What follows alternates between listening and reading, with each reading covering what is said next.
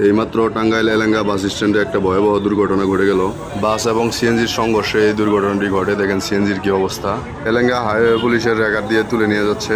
বাসটা পিছন দিক থেকে এসে সিএনজির পিছনে মাইরা দেয়। সিএনজির সামনে একটা ট্রাক দাঁড়ানো ছিল, ট্রাক আর বাসের চাপে পড়ে সিএনজিটা মোটামুটি মোয়ার মতো হয়ে গেছে। আপনারা মোটামুটি সকলে জানেন এলেঙ্গা বাস স্ট্যান্ড একটা ব্যস্ততম শহর। বিশেষ করে এই জায়গায় সবসময় গাড়ি ঘোড়া থাকে পুলিশ বক্সের সামনে, চৌরঙ্গির পাশে। তাই আশেপাশে থাকা দুই একটা গাড়িরও হালকা পাতলা ক্ষয়ক্ষতি হয়েছে। আমি যতদূর জানতে পেরেছি বাসের ব্রেক ফেল হয়ে যাওয়ায় এই দুর্ঘটনাটি ঘটে। এই দুর্ঘটনাটি ঘটে আনুমানিক দুপুর 2:40 অথবা 50-এর দিকে। দুর্ঘটনা কপালে থাকলে আসলে কারো কিছু করার থাকে না। তারপরেও আমাদের সকলের যতটুকু সম্ভব সচেতন হয়ে চলতে হবে।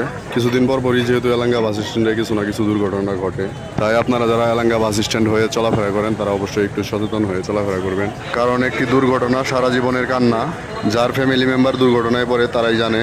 আর আপনারা একটু মানবিক দিক বিবেচনা করে ভিডিওটা বেশি বেশি শেয়ার দিয়ে দিবেন যাতে সবাই সচেতন হইতে পারে। এই দুর্ঘটনায় 10-12 জনের মতো আহত হয়েছে, 4-5 জন গুরুতর আহত হয়েছে। কেউ নিহত হয়েছে কিনা এখন পর্যন্ত জানা যায়নি। আহত ব্যক্তিদেরকে হসপিটালে নিয়ে যাওয়া হয়েছে। আর আপনারা ড্রাইভার ভাই যারা আছেন এলেঙ্গা বাস স্ট্যান্ড হয়ে চলাচল করেন, আপনারা একটু সচেতন হয়ে চলাচল করবেন এলেঙ্গা বাস স্ট্যান্ডটুকু। কারণ এলেঙ্গা বাস স্ট্যান্ডে ফ্লাইওভারের কার্যক্রম চলতেছে, যে কারণে রাস্তাটা একটু চাইবে গেছে। কম বেশি সবসময় যানজট লেগেই থাকে।